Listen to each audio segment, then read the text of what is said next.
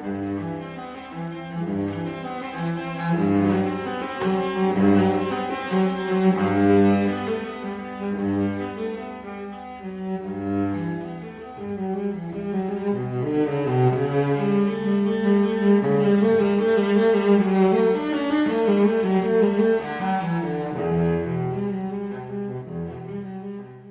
Senhor esteja convosco. Ele está no meio de nós.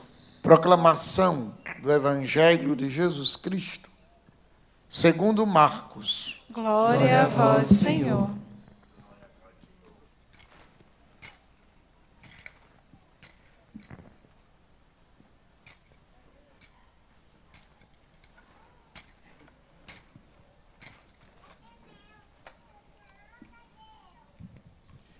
Naquele tempo, Jesus partiu com os seus discípulos para os povoados de Cesareia de Filipe. No caminho, perguntou aos discípulos: quem dizem os homens que eu sou? Eles responderam: alguns dizem que tu és João Batista, outros que és Elias, outros ainda que és um dos profetas. Então Jesus perguntou: e vós, quem dizeis que eu sou? Pedro respondeu: tu és o Messias. Jesus proibiu-lhes severamente de falar a alguém ao seu respeito. Em seguida começou a ensiná-los, dizendo que o Filho do Homem devia sofrer muito, ser rejeitado pelos anciãos, pelos sumos sacerdotes e doutores da lei, devia ser morto e ressuscitar depois de 3 dias. Ele dizia isso abertamente. Então Pedro tomou Jesus à parte e começou a repreendê-lo. Jesus voltou-se, olhou para os discípulos e repreendeu a Pedro, dizendo: vai para longe de mim, Satanás. Tu não pensas como Deus, e sim como os homens. Então chamou a multidão com seus discípulos e disse: se alguém me quer seguir, renuncie a si mesmo. Tome a sua cruz e me siga. Pois quem quiser salvar a sua vida, vai perdê-la. Mas quem perder a sua vida por causa de mim e do Evangelho, vai salvá-la. Palavra da salvação. Glória a vós, Senhor. Aplauda a palavra de Deus. Pela proclamação do Santo Evangelho, sejam perdoados os nossos pecados. Louvor a vós, ó Cristo. Amados e queridos irmãos presentes aqui no Shalom da Paz nessa noite de domingo, irmãos que nos acompanham pela rede de rádios Shalom, Shalom AM, FM, Rádio Antena 5 de Carnaubal, meus irmãos que estão em casa e que acompanham também a transmissão pela TV Shalom, no YouTube, com Shalom e Rádio Shalom Oficial. Acabamos de ouvir o Evangelho. E o contexto deste relato é o seguinte: aproximava-se a festa de Pentecostes, no 3º ano da vida pública de Jesus. Jesus viveu 3 anos de apostolado antes da sua morte. E todos os anos ele ia a Jerusalém. Estava se aproximando o 3º ano, ou seja, o ano em que ele seria morto na cruz do Calvário. Jesus estava com os seus discípulos num lugar tranquilo, afastado, Eu tive a graça, quando visitei a Terra Santa, de ir a esse lugar, Cesareia de Filipe. Tinha sido construída por Filipe, que era irmão de Herodes, filho de Herodes o Grande, em homenagem a César de Roma. Por isso chamava-se Cesareia de Filipe, ou de Filipe. Ali está a fonte do Rio Jordão. Eu tive a oportunidade de renovar as promessas batismais exatamente naquele lugar onde nasce o Rio Jordão, onde está a fonte, saindo do chão, das pedras, do pé de uma montanha pequena, um monte, eu diria. Do lado de lá fica a Síria. E do lado de cá, nessa encosta, começa a fonte dos rios Jordão. Dali desce, vai até o Mar da Galileia, e do Mar da Galileia continua cortando toda a Terra Santa até o Mar Morto. Então, Jesus procurou esse lugar tranquilo, afastado, o lugar da fonte. A fonte, nós sabemos que é onde brota a água mais limpa, mais pura. Depois que sai da terra, ela vai descendo o rio abaixo, e claro, vai também se contaminando. Mas na fonte se tem a água mais pura, mais límpida. Marcos 8, 27 diz que enquanto Jesus caminhava com eles, depois de ter permanecido em oração, como indica a expressão de Lucas 9, 18, perguntou em tom bastante familiar, uma conversa: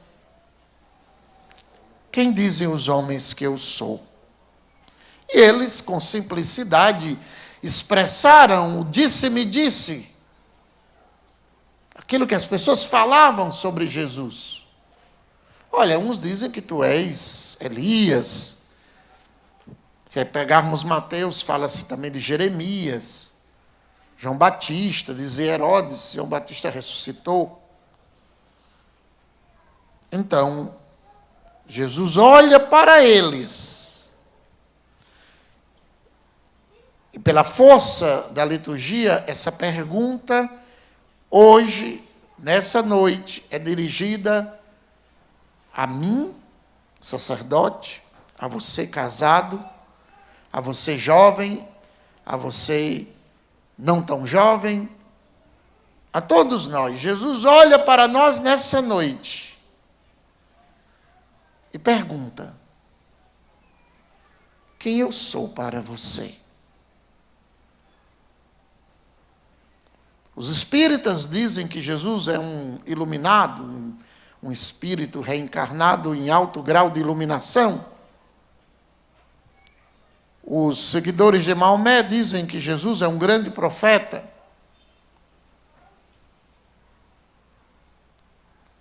Médicos, psicólogos, filósofos, todos têm uma definição de Jesus, boas e más. Se fala muita coisa sobre Jesus, se escreve muita coisa sobre Jesus. Se você for hoje em qualquer livraria, tem lá: Jesus, o maior psicólogo da humanidade.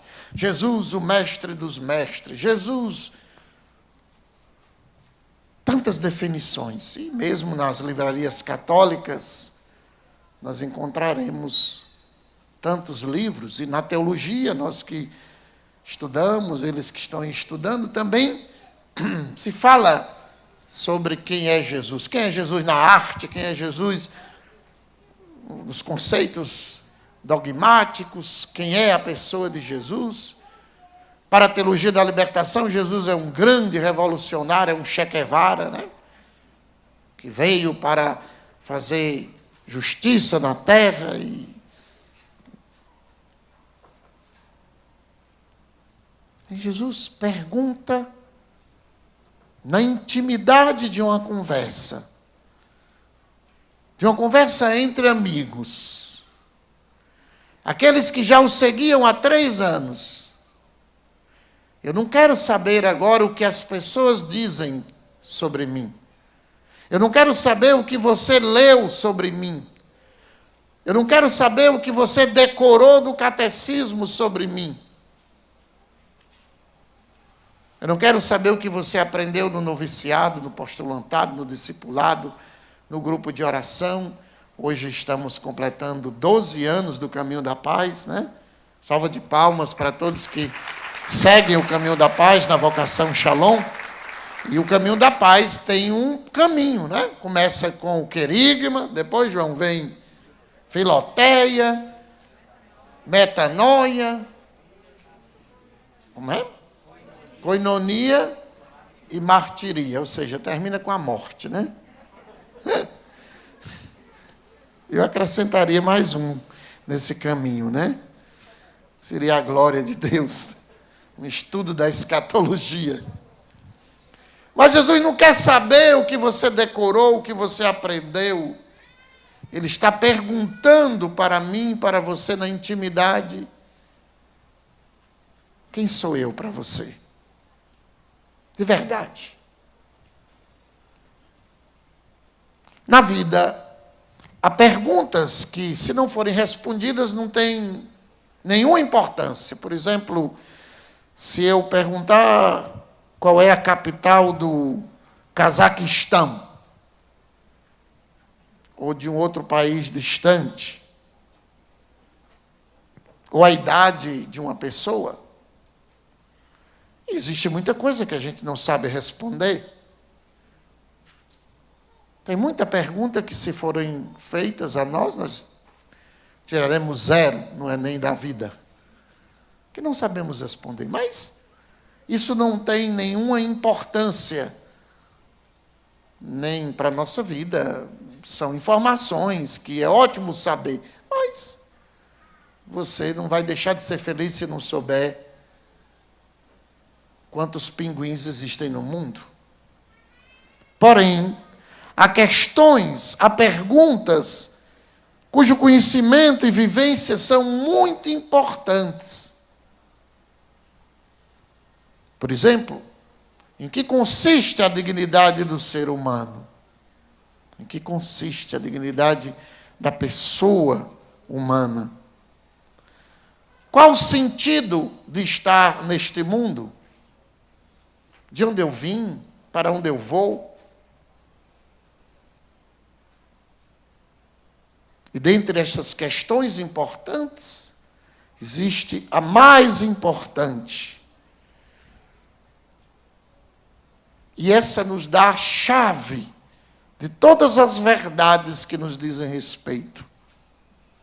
É exatamente a pergunta que Jesus fez aos apóstolos: vós, quem dizeis que eu sou? Sabedores da resposta verdadeira de Pedro, que, segundo o Evangelho de Mateus, foi o Pai do céu que lhe revelou, e por isso Pedro, naquele momento, recebeu o primado entre os apóstolos. A partir daí, ele se torna o pai, papa da igreja. Tu és o Cristo, tu és o ungido, o Messias, tu és o Filho de Deus, tu és a pessoa de quem depende a minha vida. Jesus é a pessoa de quem depende a minha vida. Jesus é aquele que, sem que eu merecesse nada, entregou sua vida na cruz do Calvário, derramou o seu sangue até a última gota para me salvar. Minha felicidade, meu triunfo, a minha desgraça depende da minha relação com Ele. Você pode até viver sem Cristo nesse mundo. Pode viver. No ateísmo, no agnosticismo, na indiferença. Você pode viver. Viva sem Cristo. Agora, eu lhe dou um conselho: não morra sem Ele. Não morra sem Ele. Ele disse: eu sou o caminho, eu sou a verdade e eu sou a vida verdadeira. Os apóstolos, pela boca de Pedro, deram a resposta certa depois daquele tempo de convivência.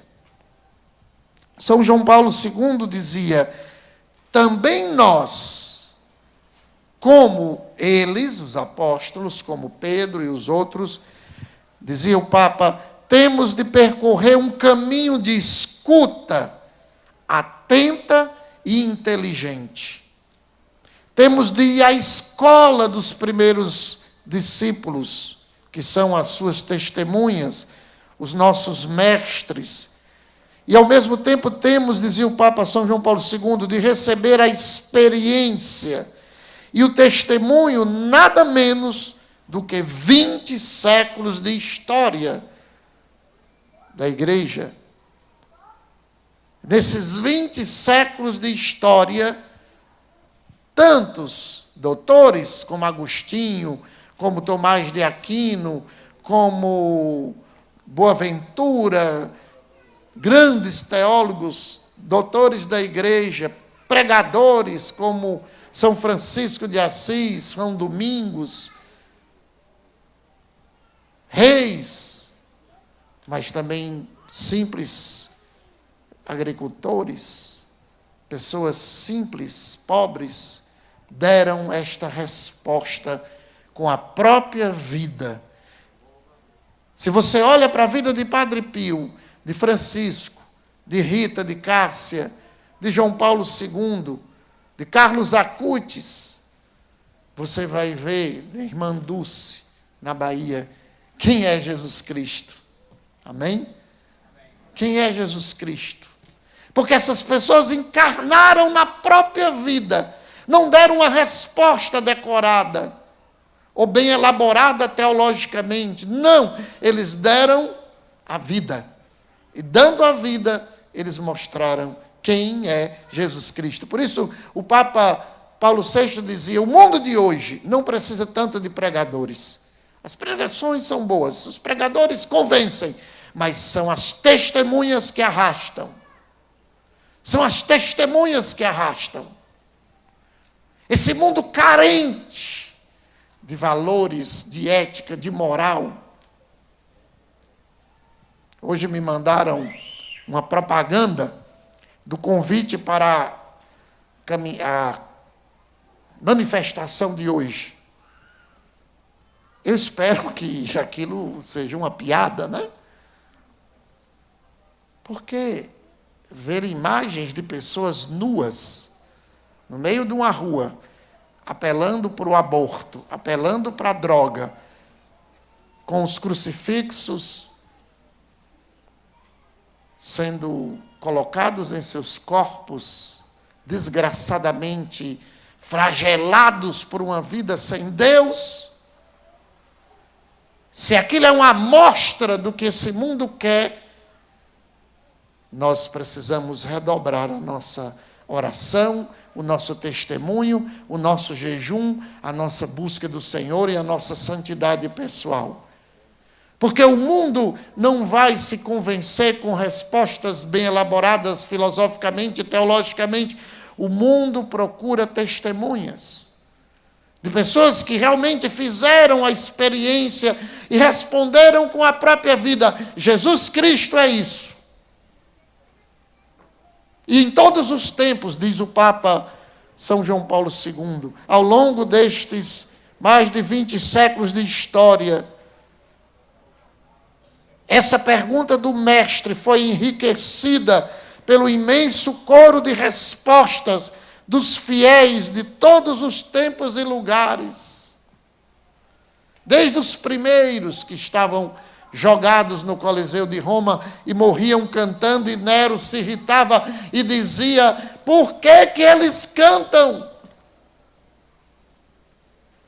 E os ajudantes de Nero diziam, eles cantam porque eles sabem para onde vão. Eles cantam porque eles sabem que aquele sofrimento ali vai terminar em alguns minutos eles sabem para onde vão.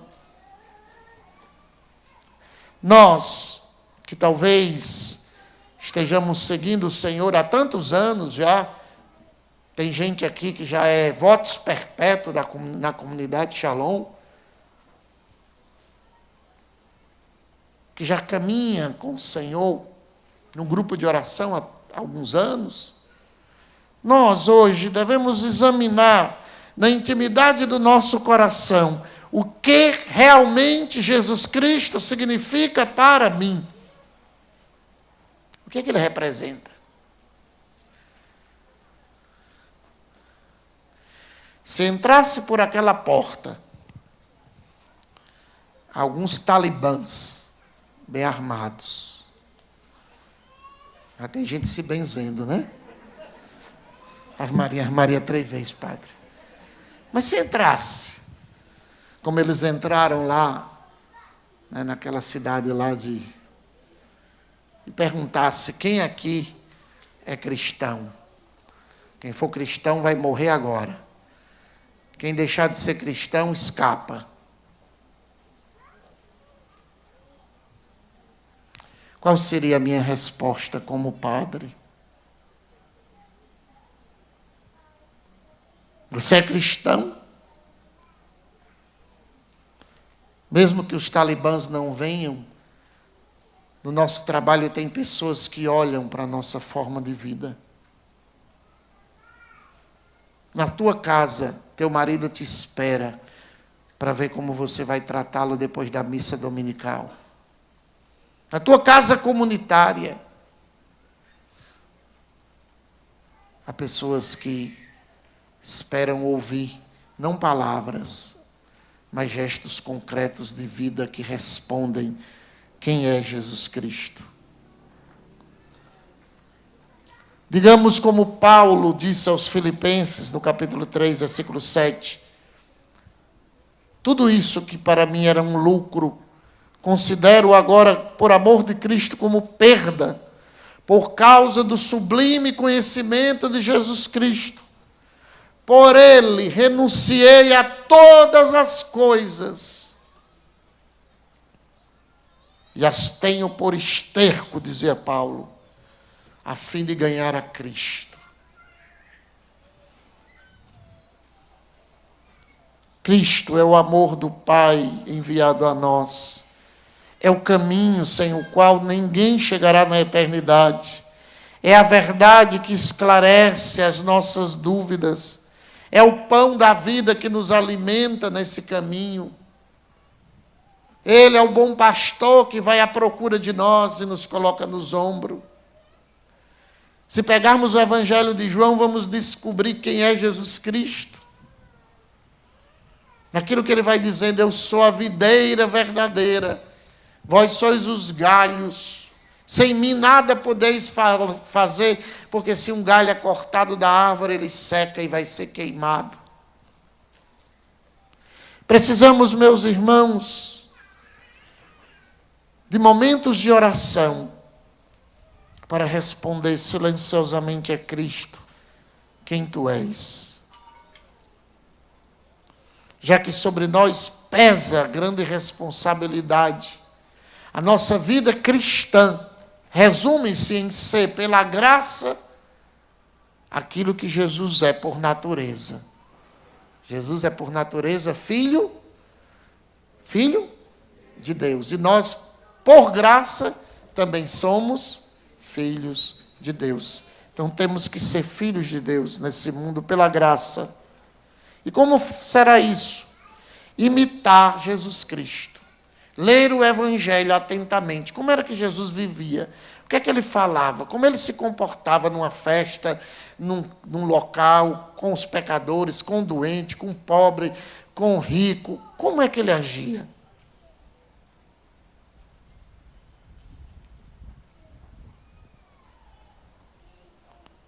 Termino com uma poesia de um clássico poema espanhol, onde o autor tenta responder esta pergunta: quem és tu para mim.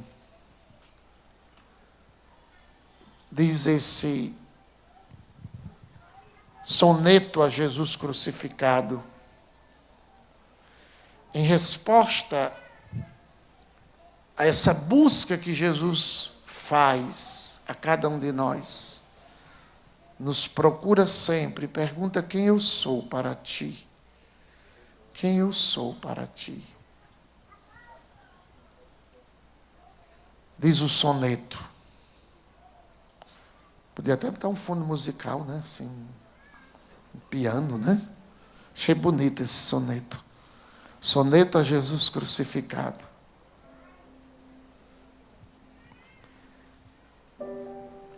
Que tenho eu que a minha amizade procuras? Que interesses tem, meu Jesus, que a minha porta passas a noite, mesmo as noites mais frias do inverno, a bater, esperando a minha resposta. Oh, como foram as minhas entranhas duras, pois eu não te abri a porta. Que estranho desvario, se da minha ingratidão o gelo frio secou as chagas das tuas plantas puras. Quantas vezes o anjo me dizia: alma, aparece agora na janela e verás com quanto amor ele te chama e te busca. E quantas, formosura soberana, quantas vezes te disse: amanhã te abrirei a porta. E continuei a dizer e responder: amanhã,